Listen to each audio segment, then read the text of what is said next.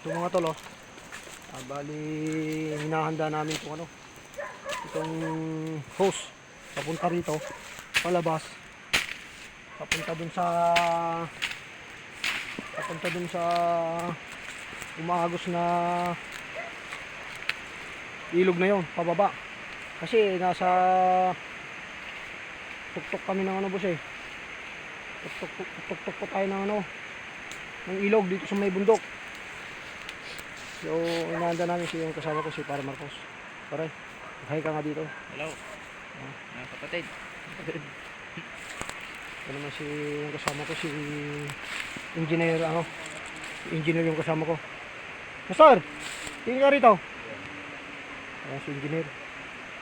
So, hinahanda namin mga kaibigan, yung hose na kailangan na sasaypunin natin yung tubig kasi mula nung umalis ako rito, nagkaroon pala ng tubig itong tunnel na nabuksan ko.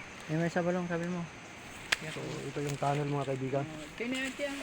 Mga sir, ito yung tunnel yung kasama ko po, si kasama ko. Ito yung tunnel Pumasok na si Pariboy para hinahanda yung sana. Timba.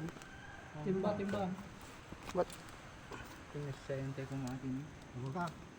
Pare, nakikita mo yung mukha mo dyan? Ayan yung tunnel mga tol. Ubusin namin yung tubig. Sipsipin namin bago kami papasok. Kasi medyo po ito malalim tong tunnel na to. Na nabuksan ko mga tol. Ilang taon na nakakaraan nung nabuksan ko to. Hindi ko na nabalikan dahil sa nagkaroon nga ng pandemya. Ayun yung kasama ko nasa loob ng tunnel. So abangan nyo po mga tol para makita nyo kung anong sikretong nakatago sa butas na to. Tumurutan na dyan.